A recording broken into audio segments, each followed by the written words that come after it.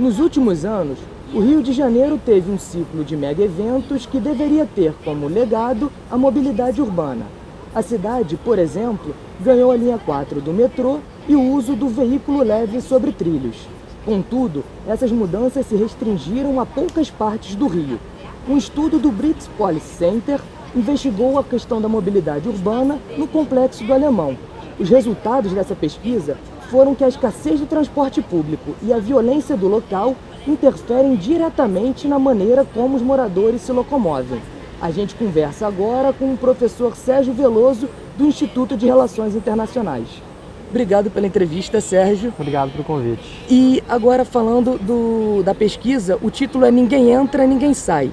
Isso tem a ver com a questão da violência e da militarização do local? Sim, a pesquisa, a princípio, né, a publicação Ninguém Entra, Ninguém Sai, Mobilidade Urbana no Direito da Cidade no Complexo do Alemão, ela é fruto de um projeto de pesquisa cujo título é Mobilidade Urbana e Direito à Cidade no Complexo do Alemão.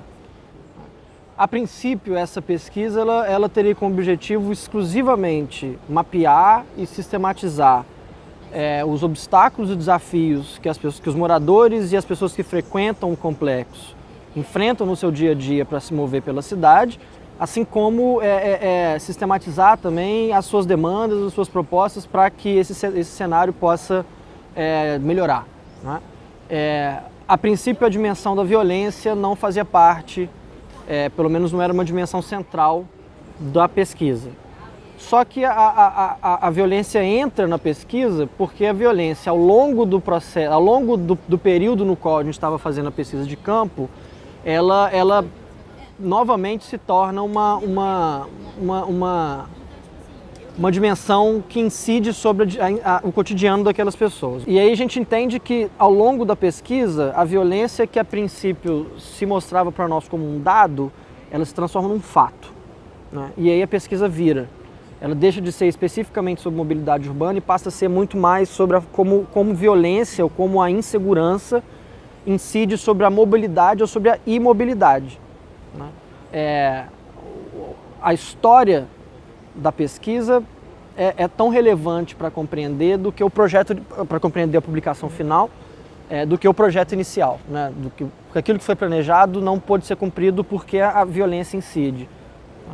Então sim, o título busca refletir especificamente isso. E agora você falou que trabalhou junto com pesquisadores locais, Sim. como por exemplo o coletivo Papo Reto. Isso. Como é que foi essa experiência? A ideia de ter um parceiro, ela parte de uma perspectiva de que nós, os pesquisadores do Briggs Policy Center, não somos moradores de favela e a gente não queria que essa pesquisa de alguma forma faltasse com respeito ou instrumentalizasse ou objetificasse os moradores de favela, né? A gente parte também do princípio de que não há cidade partida. O que existe é uma única cidade desigual. Então, o Complexo do Alemão é parte da cidade em que eu vivo. Só que, ao mesmo tempo que não há cidade partida, existe uma cidade muito desigual. E os lugares das falas, a forma como as pessoas vivenciam essa única cidade que é o Rio de Janeiro, é muito plural. A única forma que a gente tinha de respeitar a pluralidade, respeitar a especificidade e o lugar de fala do morador da favela era trazendo para dentro do projeto parceiros que fossem moradores de favela, mas que executassem e elaborassem o projeto conosco. Daí a necessidade de ter um parceiro de moradores. O Papo Reto surgiu e foi um encontro maravilhoso. Eles participaram o projeto é deles também. Eles assinam a publicação também. Essa publicação não é só do Briggs Policy Center. Ela é uma publicação executada por nós, financiado pela Fundação Heinrich Böll, que também foi parceiro desde o início, não só no financiamento, mas na discussão, no trato do material, assim como foi executada em parceria também pelo Papo Reto. Essa é uma publicação assinada pelas três instituições. E agora falando especificamente dos resultados da pesquisa, os resultados foram que para se locomover fora do Alemão, os moradores eles se utilizam majoritariamente do ônibus. Isso. Enquanto que para se locomover dentro do Alemão, eles se utilizam majoritariamente a pé. Eles andam a pé. Quais são os maiores ressentimentos que os moradores têm nesse deslocamento que você percebeu durante a pesquisa? Olha, eu acho que assim, a opção pelo ônibus, ela é uma opção ressentida por qualquer um tem que usar ônibus no Rio de Janeiro. É óbvio que se você mora muito mais longe, esse ressentimento é muito maior, porque você vai estar perdendo boa parte do seu tempo, do seu dia, num ônibus sucateado, com barata, que a gente continua vendo, pagando um preço que não vale, né, sendo quase que lesado diariamente. Né, assim, a intensidade da lesão aumenta proporcionalmente a distância que você tem que percorrer no seu dia a dia. Na época que a gente aplicou o questionário, as discussões sobre o preço da passagem, que hoje estão muito... Essas discussões ainda não estavam colocadas de forma tão central, então isso não foi uma questão que a gente levantou. O que a gente conseguiu quantificar, eu não lembro exatamente o dado agora, é que uma boa parcela dos moradores, não só dos moradores das pessoas que frequentam o Alemão, pegam em média 3 ônibus por dia. 3 para ir, 3 para voltar. Então essas pessoas têm que se locomover aí 6 ônibus diariamente. E alguns desses ônibus, em algum momento, é intermunicipal. Então, bom, a qualidade do transporte viário é fundamental para a qualidade de vida dessas pessoas. Uma das reclamações que a gente mais escutou era exatamente sobre algo que está tendo uma discussão mais central agora, que é a relação, que é a dupla função do motorista-trocador. Eu não vou te lembrar os números exatos, mas foram várias as falas de moradores que disseram que, porque a última pergunta era livre, era tipo, quais são as suas propostas, o que você... A gente queria que o morador falasse também, que ele não só respondesse xizinho, mas que ele pudesse falar aquilo que ele pensava. E várias das pessoas, várias falas foram no sentido de o que você acha que deve melhorar, que o motorista não exerça a função de trocador. O que essa publicação é capaz de demonstrar é que, de certa maneira, boa parte das discussões que a gente está tendo hoje, um ano depois de a gente ter começado a aplicar os questionários, elas refletem demandas populares. Né? A questão do trocador com o motorista, que agora a Câmara passa uma lei voltando ao uso do trocador, a presença do trocador, e isso é tido pelo Rio Ônibus como um grande retrocesso. Eles se articularam, inclusive, via Facebook, né, o perfil dos caras começaram a responder várias falas sobre a volta dos trocadores, e como sendo um grande retrocesso, porque é um retrocesso tecnológico, a bilhetagem hoje é eletrônica. Não é? E essa questão da volta, da distinção da função do trocador do motorista, ela toca num outro ponto essencial, que é um ponto que a gente não discutiu no trabalho, que é o ponto da estrutura financeira para a bilhetagem. Né? Quem é que vai ditar o valor da passagem e quem é que vai fazer a cobrança de fato. Né?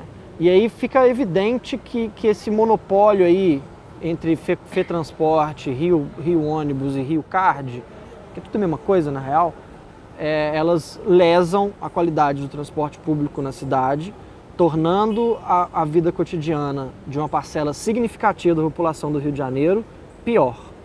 Né? Então, qualquer melhoria no transporte público do Rio de Janeiro tem que passar, se não pelo desmantelamento da FETransport, da Rio Ônibus, da Rio Card, por alguma rearticulação das relações de força que devolva ao poder público, e não a um poder público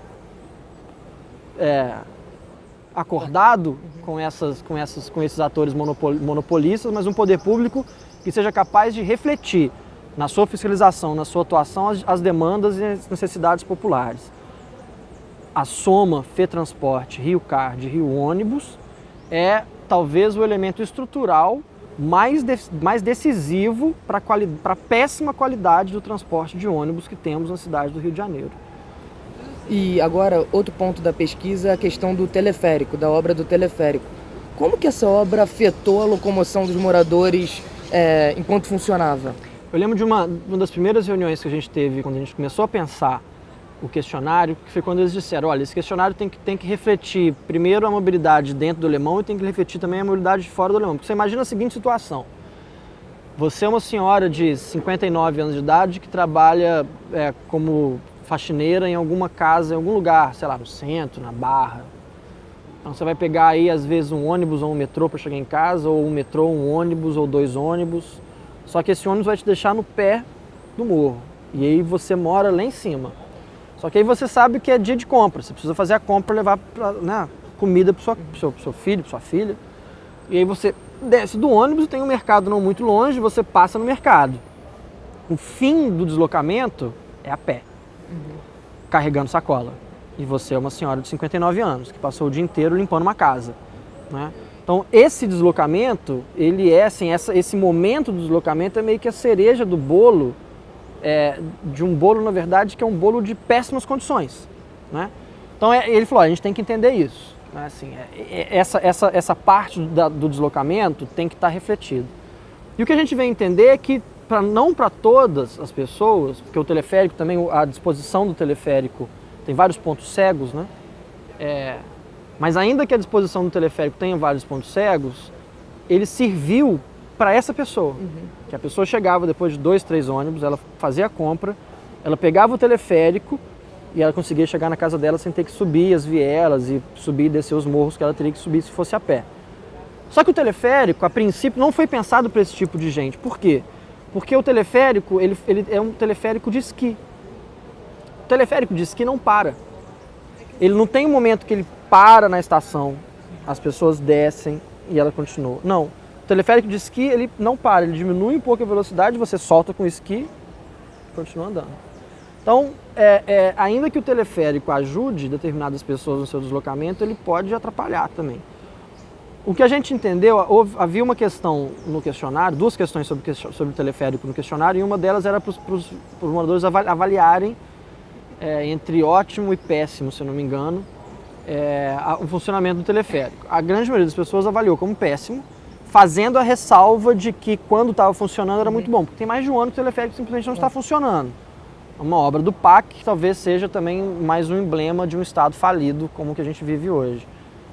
Então acho que o teleférico ele veio para ajudar, não todos, de novo, tem vários pontos cegos, mas pelo menos no universo restrito das pessoas que foi entrevistada por nós, havia ali uma boa avaliação enquanto estava funcionando. E agora, como que você acha que o poder público, se aproximando dos moradores, a gente pode ter uma perspectiva melhor para o futuro? Eu entendo que o poder público, a função dele deve ser cuidar do bem público. E o bem público necessariamente é de todos. Então, as vozes de todos têm que ser escutadas ao longo dos processos de tomada de decisão. O poder público tem que fazer aquilo que a gente tentou fazer com essa pesquisa, entender o que os moradores querem. O que os moradores querem? O que eles querem é um trocador que não seja motorista, um motorista que não seja trocador. O que eles querem é ar-condicionado, porque essa cidade é quente pra caramba. O que eles querem é um ônibus que não tenha barata. O que eles querem é basicamente o mínimo, não é? E eu acho que o poder público deve ser capaz de reconhecer isso e de atuar na defesa dos interesses desses cidadãos e não atuar na defesa dos interesses de grandes conglomerados, como tem sido a nossa realidade já há algum tempo. Tá bom, Sérgio. Obrigado pela entrevista. Obrigado você. Rafael Abduche para a TV PUC Rio.